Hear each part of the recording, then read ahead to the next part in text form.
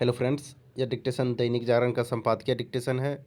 आज का हेडिंग है विपक्ष की दिशाहीनता। स्पीड 80 वर्ड पर मिनट रहेगी। तो चलिए स्टार्ट करते हैं। स्टार्ट।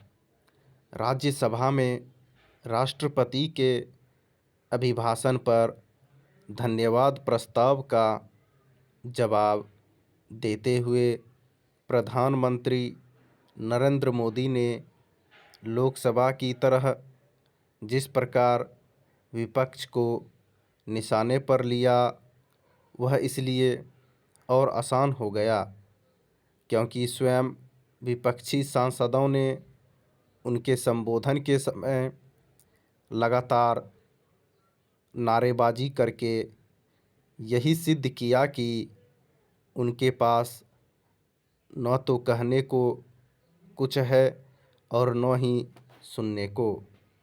अपने हंगामे के पक्ष में विपक्षी सांसदों के पास कुछ तर्क हो सकते हैं, लेकिन उन्होंने खीज पैदा करने वाली अपनी नारेबाजी से प्रधानमंत्री के इस कथन को सही साबित किया कि एक अकेला कितनों पर भारी पड़ रहा है।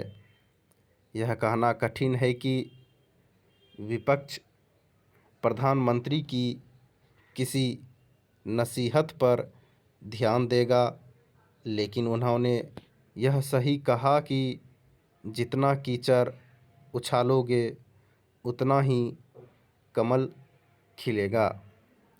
विपक्ष को यह आभास हो जाए तो अच्छा कि झूठ के पाँव नहीं होते।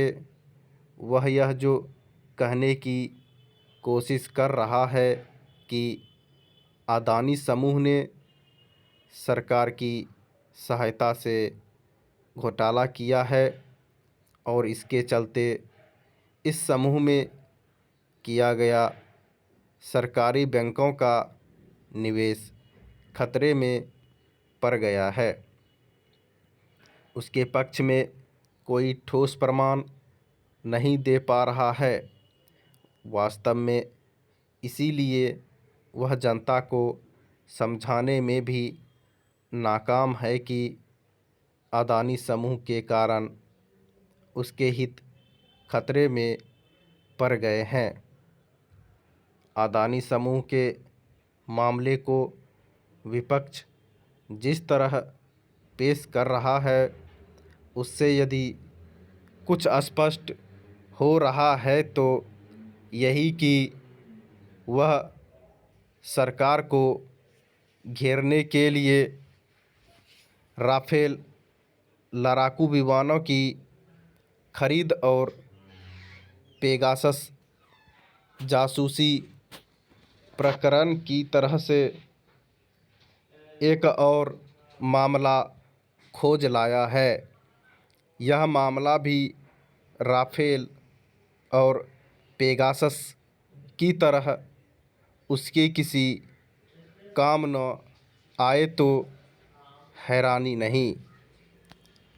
राज्यसभा उच्च सदन है और यह माना जाता है कि यहाँ निचले सदन के विपरीत कहीं अधिक धीर गंभीर चर्चा होती है, लेकिन पिछले अनेक अवसरों की तरह से गत दिवस भी यह धारणा ध्वस्त हुई। विपक्ष का काम केवल अपनी बात कहना ही नहीं, बल्कि सत्ता पक्ष की बात सुनना भी है। समझना कठिन है कि वह राज्यसभा में प्रधानमंत्री की बात सुनने को तैयार क्यों नहीं था। इससे भी महत्वपूर्ण प्रश्न यह है कि उसे प्रधानमंत्री के संबोधन के समय खलल डालने से हासिल क्या हुआ। यदि वह यह सोच रहा है कि इससे जिम्मेदार विपक्ष के रूप में उसकी भूमिका अधिक अच्छे से रेखांकित होगी, तो ऐसा होने वाला नहीं है, क्योंकि उसने अपनी दिशाहीनता ही बयान की।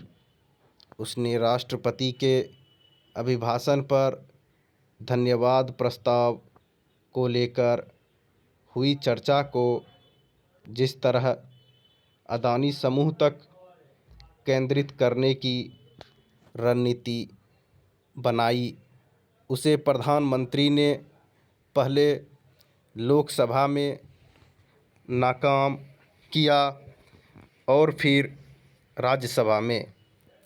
उन्होंने इस मामले में विपक्ष के सवालों पर सीधे तौर पर कुछ न कहकर यही संदेश दिया कि इस मसले पर सरकार को नहीं घेरा जा सकता। स्टॉप।